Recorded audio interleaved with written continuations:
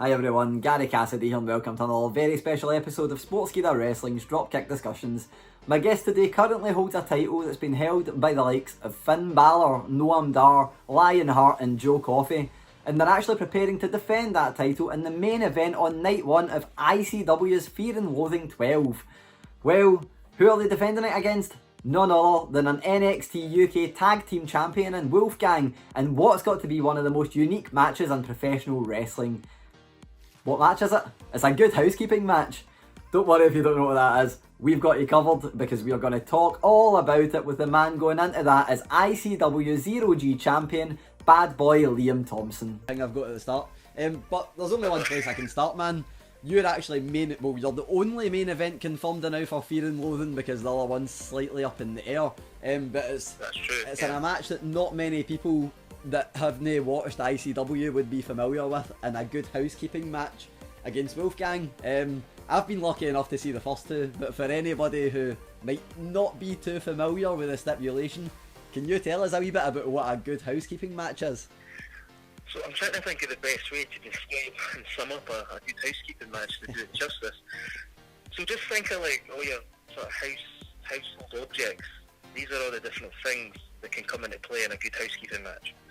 So it could be an ironing board, it could be an iron, it could be dishes, it could be like food, like eggs, flour. It's kind of like, because normally when you think of like wrestling matches, you think of violence, you think of speed chairs, you think of this, you think of that. It's a little bit of that, but with a sort of household item twist on it. So, so like I said, like eggs, flour. I think the first one we got quite carried away with fairy liquid. Aye. At one point I remember pouring it all over my head, like when I got fired up at the end, and regretting it really, really quickly because it started going in my eyes. Oh. Jesus, that was, I don't know, that was right towards the end of the first match. I was throwing eggs at Wolfgang and the Purge, and they were slipping on the stage because of all the bloody oil and so I guess one of the things I remember was the Purge, Stevie James and Crowbar slipping and just doing these amazing flips. Oh, thanks to Fairy Liquid. I love it because it's one of the few wrestling matches where everybody always goes everything but the kitchen sink, and it's like, no wait, you'll probably see a kitchen sink in there somewhere. That's the whole thing is circled around the kitchen sink. Aye. That's obviously yourself and Wolfgang are both pretty well versed with the match now. He's currently an NXT UK Tag Team Champion. You're a 0G champion and ICW, man. What's it like getting to share the ring with a guy who, obviously yourself, you're a veteran of the game, he's a veteran of the game, and you're both holding gold and you're getting into what I would say, I always say it's the biggest Scottish event of the year in terms of wrestling, but I'd say it's also the biggest British event and probably one of the biggest in the world. What's it like with you going into a match like that, holding a title, you're against somebody that's signed to WWE that's holding a title, and you get to just go out there and be in one of the most ridiculous matches probably in wrestling? It's brilliant, and it's a big responsibility, and I love having that responsibility, and I love the pressure that comes with it as well. It makes you look, makes you work harder. But at the same time, for me, because I was out for a good year with an injury, and then for me to be able to come back and to now be in this position, because like a year ago at Fear and Loathing, I hadn't been back too long, and I didn't have an actual match. It was just kind of like a spot that we did, like a segment. So for me to now, a year later, be in like the main event is brilliant for me. To be doing it with Wolfgang again is even better. And the fact again that it's we've done 2 of these already, so we're going to have to think outside the box in terms of what we're going to do next. So I couldn't be, in terms of how I wanted things to go, in terms of when I came back, I couldn't have written it any better for how it went for me, which is good. But it's good because it shows, like, because I've worked so hard, like tirelessly, for all the years that I've wrestled, but in particular the last couple of years to get back where I needed to be in terms of my own health and fitness. So I'm absolutely just buzzing. I could not be more excited. And it's great when you get to do these things with people you've been friends with for years. You know, it's brilliant. Well, that's obviously that's going to be a main event on a pretty big stage, but I actually think, and I'm going to say that it's definitely my favourite match that I've seen of yours. You main evented just a couple of weeks ago at Gonzo, the first ever Gonzo, in a match that couldn't be any more of an opposite from a Good Housekeeping match. When you went up against Leyton Buzzard, put your title on the line.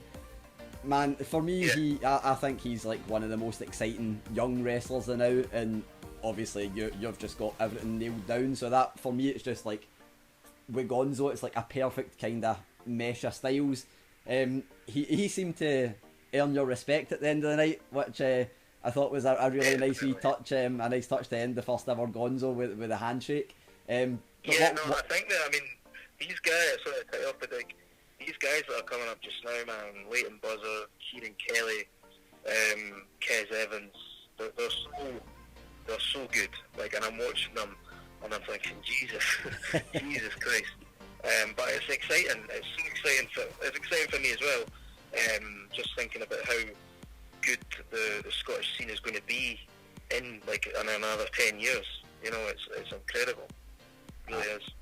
I think that's the thing now, where like, and it was mainly highlighted at Gonzo for me, because I've obviously seen there's a lot of a great young talent, and then there's a lot of older heads that are definitely still moving around like they're that age as well, man. It's a nice wee blend, but that's like, just in terms of like you and Leyton, I don't think many people would argue if I say you've got slightly different in-ring styles.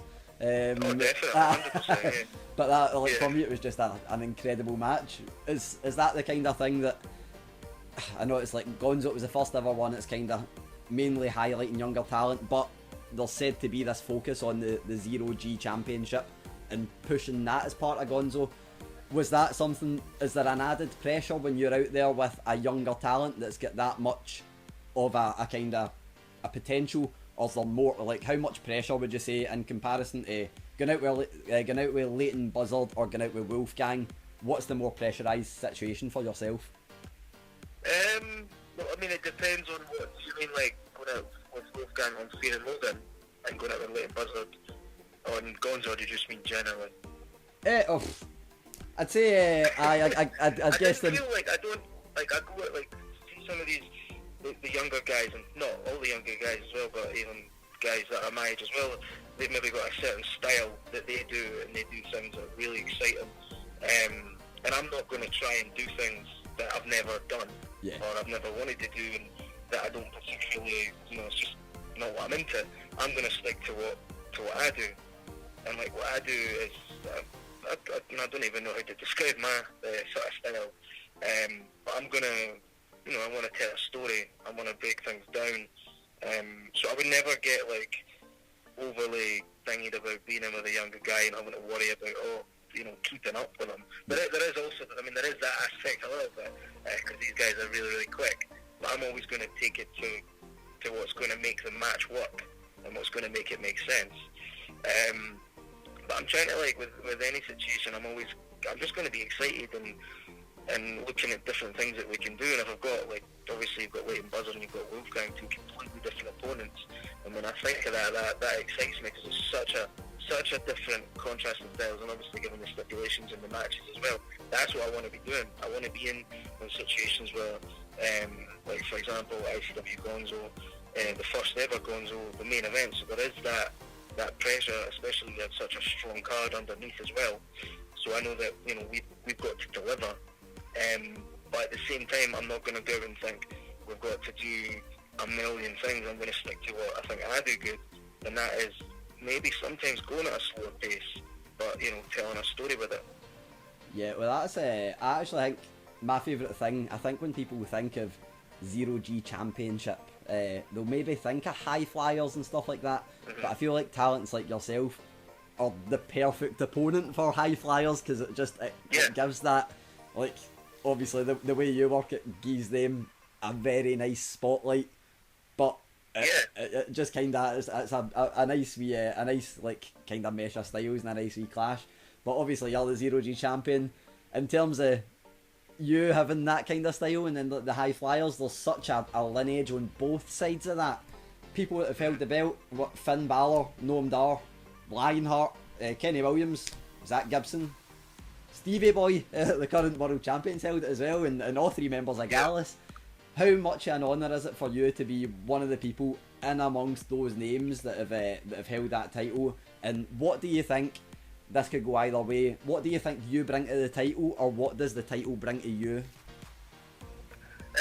Obviously, it's like, given the names that you just mentioned, it is a really prestigious title now that is up there, you know, in ICW. You know, I think a lot of people go after that belt just as much as they go after the heavyweight belt. But for me, it was kind of you know, I've been wrestling now since 2004. I've been with ICW since the very first show. So for me, it was kind of like I'd done it. I did get there. Obviously, I'd still got aspirations to do more. Like, you know, I want to go after the heavyweight belt and everything. But like, for me, it was God, I made it. I did do it. I finally did it, because there was a point where I didn't think I was gonna. So, and I think what I bring to the belt would be that you know, work hard. If you work hard, you can do it. Like, honestly, like I never thought I could be in a position that I'm in right now, like if you rewind like a year and a half ago when I was on the sidelines. So I just think that what I want that 0G belt to represent is wrestling, like a wrestler's wrestler, and that if you work hard, you can get there. Like, for gold. Well, we spoke earlier about the first time. I'm pretty certain it was the first time I seen you wrestling was on a stage at a tattoo convention, and you brought up that there's been so many weird places that you've wrestled. I need to ask, what's the weirdest? So let's have a wee think here. So, I mean, to be honest with you, that tattoo one was a bit bizarre. So you came out, and there was all these people at essentially like just a normal convention, just going about their day, and then all of a sudden they introduce you onto a stage as a wrestler, but there's no ring or anything. People that are there don't even necessarily know, you know, what wrestling is, and they're not sure exactly what they're supposed to do. So that was like, I mean, that was bizarre. I also wrestled, well, I mean, a lot of wrestlers will wrestle on like gala days, and that again can be okay sometimes, but depending on what kind of gala day it is, because you'll maybe get a gala day that's like, it's 2 o'clock in the afternoon, you've got nowhere to get changed. I just remember one time, was it a 4th or something, getting introduced, it was just come out of this week 10, and then I'm just walking to the ring in my wrestling gear. Folk are literally looking at me thinking, who is this guy? Because obviously at a gala day they're just there, they're not there like to see wrestling, but I'm just walking past crowds of people and like these get in the ring, man. There was another one. I was at this gala day in so I've got one last question. This is, I always say this is like the cheesy kind of, I'd say a question that most wrestlers will probably like, oh, know that one. But I always need to ask it when it comes to especially ICW, because anybody in the world can turn up. Outside of ICW, there's been wrestlers like Finn Balor, Mick Foley, Kurt Angle have all turned up, particularly at Fear and Loathing. This year you've got Sami Callihan. Next year, we're just going to assume that you're going to hold on to the 0G Championship for a year. I've not got any doubts. I've got full confidence you're going to hold on to that belt for a year. You get told, Liam, Liam, you can defend that title against any wrestler in the world to headline Fear and Loathing next year. Who are you picking? Oh man, that's some question. Anybody in the world who would have won a face?